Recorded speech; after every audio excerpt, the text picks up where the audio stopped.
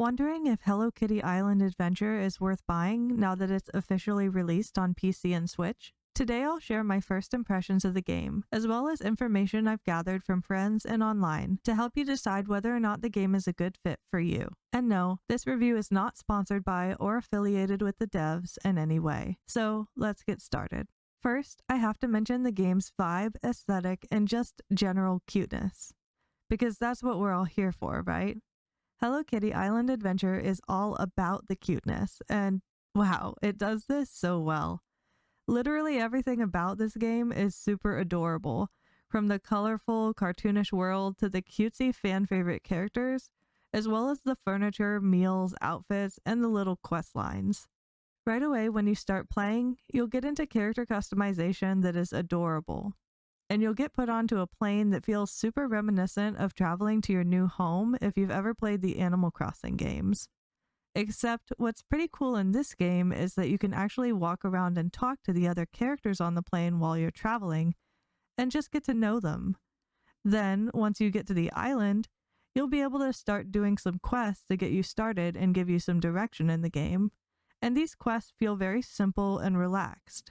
So right away, the game has a pretty straightforward and chill vibe that players of all skill levels can enjoy. You'll also have the opportunity to start exploring the world, and the experience feels like a hybrid between Animal Crossing and Disney Dreamlight Valley, but set in a Hello Kitty style world. The game feels very much like a casual life sim and adventure game, with a nicely sized open world to explore and tons of quests and activities you can enjoy along the way.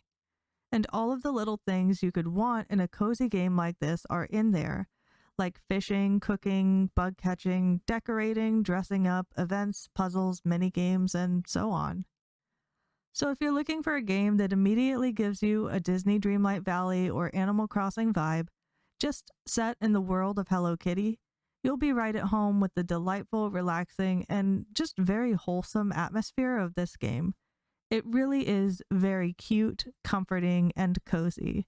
And while we're talking about the Hello Kitty Island Adventure world, let's talk a bit more about the characters, because part of what makes this game so special is its Sanrio characters. If you're not already familiar with it, Sanrio is the company that created Hello Kitty, which eventually became one of its most popular characters. But Hello Kitty isn't the only adorable character Sanrio has created, and Hello Kitty Island Adventure lets you meet several more of their other characters, including My Melody, Cinnamoroll, Kuromi, and gosh, I think there's like 40 total that you can eventually unlock. So if you're a fan, you'll be thrilled to meet all of the unique personalities of your favorite characters. In Hello Kitty Island Adventure, you're able to chat with these characters, get to know their favorite things, go on quests with them, and eventually even become best friends. And you can earn various rewards from them through building up those friendships, which you can do by completing quests, giving them gifts, which are maxed to 3 gifts per day,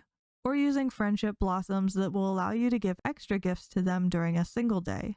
So if you love these characters already or just adore games with stat-raising friendship-building elements like these, you'll probably really like this game. And before we go any further, let's talk about the history of this game a little bit. For years, Hello Kitty Island Adventure used to be an Apple Arcade exclusive mobile game, so this new release is actually the developers porting that game from mobile to PC and Switch. And I know that can be scary right off the bat to some players, because that usually means that the game is low quality. However, in this case, you don't need to be too concerned. While the game does lend itself, in my opinion, a bit better to playing on a portable device like a Steam Deck or Switch rather than a computer, it isn't as low quality as you might expect from most mobile game to computer ports. As far as mobile games go, Apple Arcade exclusives are generally considered to be fairly good quality from the get-go, and the original mobile version of this game was actually priced at $6.99 per month, which would come out to over $80 yearly before taxes, which is cheaper than even the digital deluxe edition price of the game on Steam right now. So it wasn't exactly a cheap mobile game, and it had quite favorable reviews from players overall too. But there are a couple of drawbacks to this game that perhaps do stem from its original mobile game nature, and that's that it can be grindy, and it does have progress locking that's real-time gated. So what does that mean exactly? Well, firstly, this game definitely comes out of the gate seeming a lot more quest heavy than life sim style, which is fine, but if you don't actually like questing much, you may not like the heavy quest-based nature of how this game is set up. Instead of doing things like expanding your home or farming, which you might be more used to in other cozy games, you'll be spending most of your time doing quests and building friendship with the other characters around the island.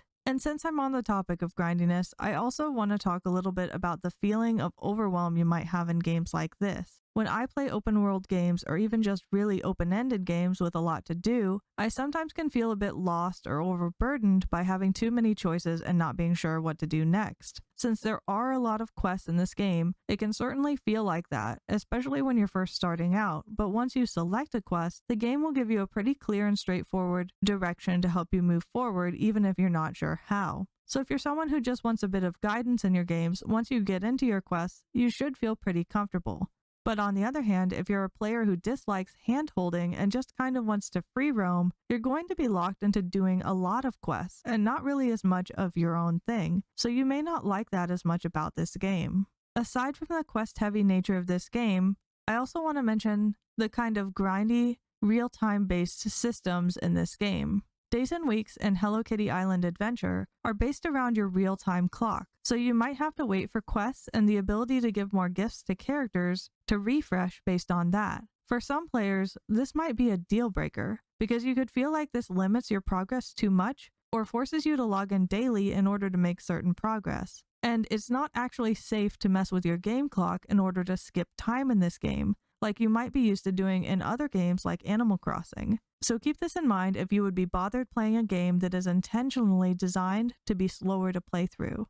And before I go further, I want to also mention very quickly that the camera in this game is pretty close to your character, and it both zooms in and out and rotates around you quite a bit. This could definitely cause motion sickness over the long run, especially if you're someone who easily gets nauseous when playing games. And as far as I'm aware, I don't think there are any ways to change the game settings to help reduce that, so just be mindful of that. Now, let's talk multiplayer. You can absolutely play this game single player, and it is very chill to do so, but it does have online multiplayer too. However, there are some limitations to multiplayer in Hello Kitty Island Adventure that you should be aware of. For instance, you are able to join each other's worlds and explore each other's islands together, but you aren't able to do the actual quest together. And the joining player will be mainly restricted to chatting with other characters and assisting with puzzles. So if you're thinking about buying this game solely for the multiplayer, you might want to look into it more to see if the co-op gameplay is what you expect before you buy.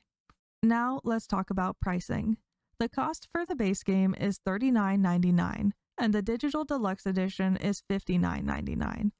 And while this pricing may seem a bit steep, it's actually pretty consistent with the cost of competitor games such as Animal Crossing New Horizons, which is buyable for $59.99, and Disney Dreamlight Valley, which is $39.99 at its base price and up to $79.99 for the Enchanted Edition.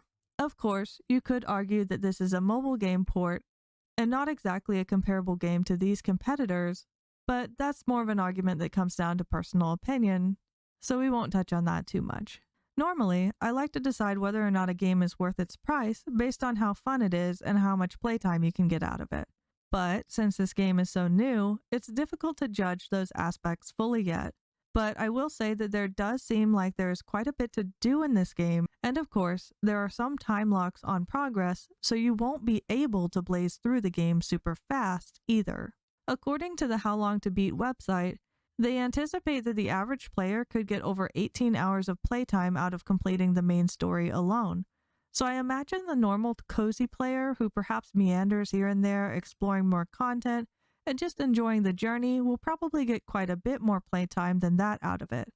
And the game itself does claim to have over 80 hours of heartfelt quests, as well as plenty to gather, craft, and unlock. So I imagine there are plenty more side quests to do even when the main story is over. So if you do get a lot of time out of playing games like Disney Dreamlight Valley and Animal Crossing, you will probably get a fair amount of enjoyable playtime out of this game too. However, I should mention that if you do decide to buy this game, you will need to make a firm choice about whether or not you want the basic or the digital deluxe version, because you can't upgrade your basic copy of the game to the digital deluxe version later. This is a bit unfortunate, But just be aware of this ahead of time so you can choose whichever version you're going to feel happiest with in the long term. Alright, final verdict time. I'm actually going to keep most of my personal opinions about whether or not to buy this game out of this video, mainly because I don't think I've personally played the game for long enough yet to be able to give a well-rounded personal verdict. But I will say that if you adore Hello Kitty, or you loved Disney Dreamlight Valley and Animal Crossing and are looking for something a little different, you will probably like this game. Especially if you are the type of player who just loves playing solo and pouring tons of time into games like this, simply enjoying the sweet, cute, and cozy vibes as you play on your Switch or Steam Deck. However, on the other hand, if you're looking for a game you can co-op entirely in multiplayer, you dislike grindiness and real-time progress locking, or you simply don't put enough time into games like these for the price to be worth it for you, this might not be the game for you. But if you're going into the game expecting or even enjoying the slow pace, and just looking for a cute, chill, friendship-filled, cozy game, you'll feel right at home playing Hello Kitty Island Adventure. And if you're still not sure, I think if you have an iOS device, you might be able to find some free Apple Arcade subscriptions that would allow you to try the game before you actually buy it. Or if you purchase the game directly through Steam, I believe their current return policy is that you can request a refund for a game within 2 weeks of buying it if you played it for less than 2 hours. So if you do realize that you don't like it right away, you at least may have a chance of returning it. So that's it for my review. As I mentioned, I have played a bit of this game, but I'm not too far into it yet since it just released. So if I made any mistakes in my information, especially about mid or later game content, please absolutely let me know in the comments below.